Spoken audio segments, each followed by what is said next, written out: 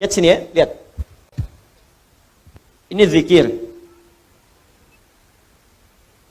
Tadi turunannya kata Al-Quran, orang berzikir, hatinya akan selalu tenang, cenderung tenang. Kecenderungan sukses tinggi. Bahagia. Sudah? Meningkat kecerdasan. Cenderung pintar. Bertambah pengetahuan. Bentuknya dua. Bisa mengerjakan perintah, bisa meninggalkan larangan. Ini tinggalkan, ini kerjakan. Do it, live it. If'al, la taf'al. Kerjakan, tinggalkan. Ini saya turunkan, tadi ada salat, kan? Ada interaksi dengan Al-Quran, ada puasa, dan seterusnya. Orang yang salat, maka dirinya cenderung tenang. Orang yang salat, cenderung sukses dalam hidupnya, bahagia. Makanya panggilan salat, panggilan kebahagiaan. Hayya 'alas shalah. Kenapa salat ya Allah? Hayya 'alal falah. Bahagia yuk. Sukses. Kan? Cenderung kemudian pintar. Makanya banyak orang di masa lalu itu, ya ketika dia akan mengerjakan soal-soal salat, Pak, Bu. Imam Al-Bukhari itu menuliskan Sahih Al-Bukhari selama 16 tahun. 97 pembahasan. Setiap pembahasan itu berapa banyak hadis? Kitabul Iman 57 hadis, ada Kitabul Ilmi sampai Kitabul Tijarah, Kitabul Mali terus sampai Kitabul Jihad. Banyak sekali. Ya, itu setiap menuliskan satu hadis salat 2 rakaat. Dituliskan pertama di Masjid Al-Haram, disempurnakan di Masjid Nabawi, 16 tahun. Semua ulama-ulama kita itu mustahil mereka bisa menulis kitab, merumuskan sesuatu, inovasi, penemuan baru, kecuali pasti rahasianya ini. Salat Al-Quran, salat Al-Quran. Ada orang mengkaji Al-Quran, tiba-tiba menemukan penemuan. Ya, Ibnu Firnas baca surah Al-Mulk ayat 19.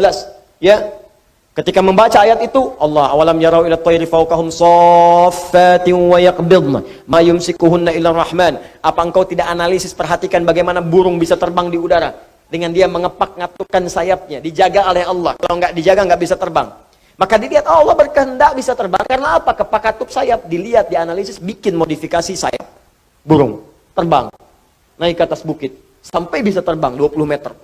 Ngelihat ke bawah, jatuh, meninggal. Nah, betul, ketika meninggal dan meninggalkan karya yang kelak itu jadi prototipe pesawat terbang di kemudian hari. Ya, ada lagi Jabir bin Hayyan, baca Al-Hadid, Quran surah 57. Ayat 25 sampai 26. Wa anzalnal hadid, kami turunkan besi dari langit. Besi bisa turun dari langit. Dilihat apa itu besi. Dicari besi. Sekarang terbukti meteor ada yang bahannya dari besi. Ya, turun dari langit. Waktu itu bingung, apa ini besi? Apa sih besi itu menarik? Dibawa ke labnya besi. Dianalisis, dikeluarkan sampai ke atom terkecilnya. Dianalisis sampai sumber-sumbernya. Sampai sekarang nomor atom besi itu terambil dari Al-Quran. Nomor atom besi Fe verum, F besar E kecil. Nomor atomnya 26. Ya, setiap atom itu punya isotop untuk menjaga stabilitas atom. Saya dulu belajar kimia. Ya. Nomor 55, 56, 57, 58. Ada 4 isotopnya. Yang paling stabil isotop nomor 57. Surah 57 ayat 25 sampai 26. Itu ada sejarahnya. Bukan John Dalton yang pertama kali menemukan atom. Jabir bin Hayyan. Ya, saya baca, kalau lagi kosong-kosong saya pergi ke toko buku. Saya beli itu buku kimia, buku fisika, matematika, latihan, lihat-lihat. Nggak tahu nanya. Buka YouTube, lihat, belajar. Saya baca, Pak. Ada anak mahasiswa datang, kamu dari mana? Kedokteran, Ustaz. Mau belajar apa? Ini, kamu bawa modul kamu kedokteran semua ke sini. Terangkan pada saya baru ajarkan pada kamu pengetahuan yang kamu inginkan. Jadi saya senang belajar. Baca. Dan ketika kita pelajari, ternyata semua relasinya dengan Islam itu tinggi. Ya, saya sering bahas, fisika juga banyak kaitannya. Fisika itu paling banyak. Karena fisika itu kaitan dengan metafisik. Metafisik paling tinggi itu ya belajar agama. Agama itu ya Islam. Makanya ketika orang belajar fisikanya benar, itu pendekatan ke Allahnya tinggi. Ya, dari bab pertama aja, bab gaya kan di fisika pertama kan. F1 sama dengan F2, gaya gerak sama dengan gaya dorong. Apa yang masuk itu yang keluar. Yang masuknya kecil, mukul kecil, maka bunyinya kecil. Mukul besar, bunyinya besar. Imannya sedikit, amalnya sedikit. Imannya kuat, amalnya makin kuat. Ya. Hukum gayanya, gaya berbanding lurus dengan tekanan, F berbanding lurus dengan P. Ketika orang ingin bergaya menunaikan ibadah, tidak akan luput dari tekanan. Ada hambatan. Apa di antara hambatannya? Banyak. Ada hambatan pribadi, hambatan di tengah. Mau berangkat ke masjid tiba-tiba hujan. Bagaimana mengatasinya? Rumusnya turunkan. Mau ke masjid hukum jamak qashar, S sama dengan V dikali T. Jarak, ya, kecepatan dikalikan dengan waktu. Ya, mencari kecepatan S sama dengan S dibagi T, V sama dengan S dibagi T. Jadi ketika kita mau ngukur ke Bandung, kecepatannya berapa supaya nggak dikosor? Nyampe. Makanya kalau mau ke Semarang pakai pesawat karena kecepatannya tinggi, waktunya semakin cepat. Ya, berangkat kemudian jam 11, nyampe jam 12, zuhur aja belum.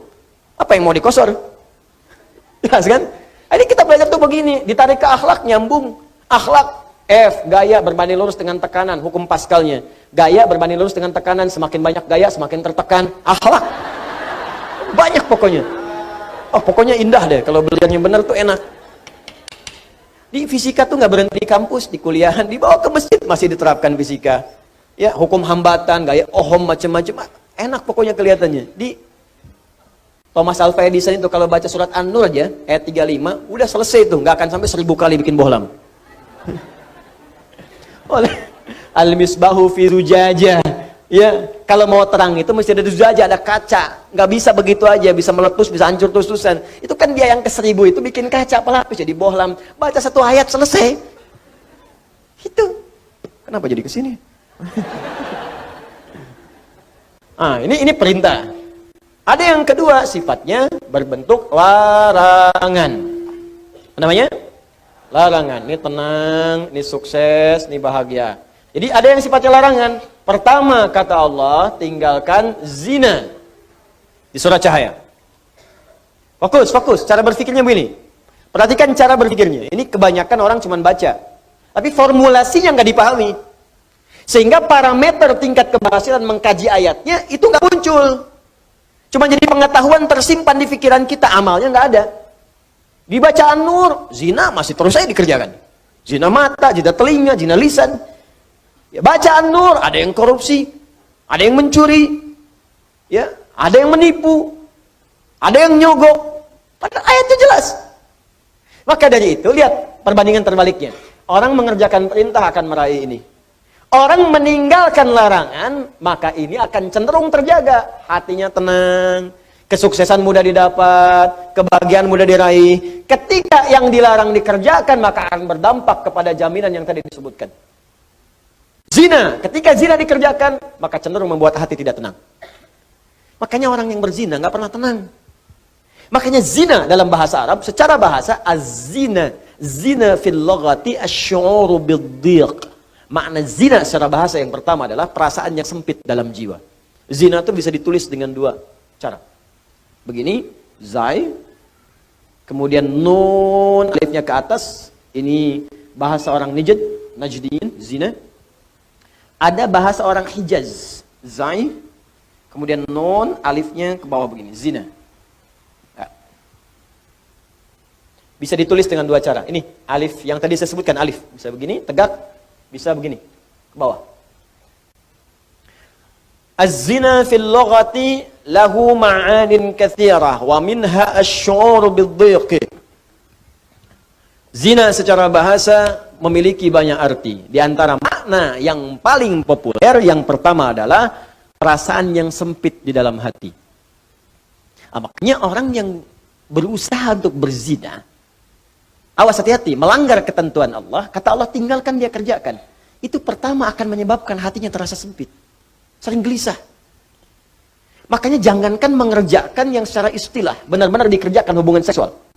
Baru mau muqaddimah saja, mata mau melihat gambar-gambar yang kotor, itu karena hatinya sempit, gelisah, gak mau ketahuan orang.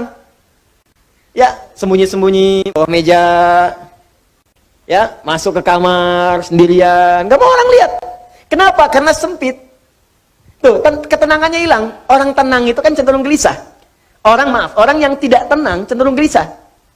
Ya kalau orang tenang tuh biasa aja. Lagi baca handphone, mau lihat, gak apa-apa, silakan. Ya, berkata-kata, dengar, gak ada masalah. Tapi ketika ada orang berbuat hal yang dilarang tadi, berkata-kata gak mau kedengaran orang. Makanya transaksinya tertutup. Pakai kode-kode. Ya, di mana roti bisa ditemukan? Roti. Hah? Kijang satu. Kijang. Hewan yang disalahkan. Dicek. Makanya kata-katanya cenderung diarahkan kepada yang lain. Kupu-kupu malam. Kupu-kupu. Tuh. Buaya darat. Buaya. Buaya aja nggak ada yang begitu. Ya, coba lihat kehidupan buaya. Iya, ada buaya yang berzina. Ya, buaya memang hidupnya begitu. Ya, yang bayangkan. Jadi saya mau katakan, orang yang melanggar ketentuan ini pasti hatinya gelisah. Awas, suami yang mencoba, pria yang mencoba kemudian bergaul di luar hal yang dibenarkan dan mencoba untuk berzina, pasti akan gelisah hidupnya. Puncaknya apa? Kesuksesan akan berpengaruh. Betapa banyak karir hancur gara-gara kemudian perbuatan ini. Ya, betapa banyak kebahagiaan hilang, hancur rumah tangga, berpisah kemudian, anak-anak kemudian jadi terlantar. Makanya mikir dulu, kalau ada orang sudah berumah tangga, ada anak, berpikir untuk berbuat yang ini, mikir anak-anak Anda, kasihan. Anda tega kemudian dia diolok-olok di sekolahnya, bapak kamu pezina ya? Ibu kamu selingkuh ya? Itu anak Anda mau berbicara seperti apa? Dia masih kecil. Butuh perhatian yang dalam. Makanya orang yang berbuat hal yang seperti ini, pasti pertama akan terganggu kemudian ketenangan jiwanya. Kesuksesannya akan berpengaruh. Kebahagiaannya akan sirna. Dan yang paling dahsyat adalah, biasanya, ini akan fatal. Berpengaruh kepada kecerdasan dan yang lainnya. Ya, bisa kecerdasan kepada otaknya, intelektual. Bisa kecerdasan pada emosinya.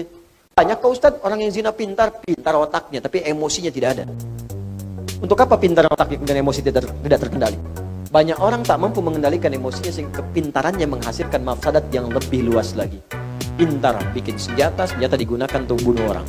Pintar pakai teknologi digunakan untuk menipu orang lain, merusak dan sebagainya. Maka apa manfaat dari kepintaran? Tidak.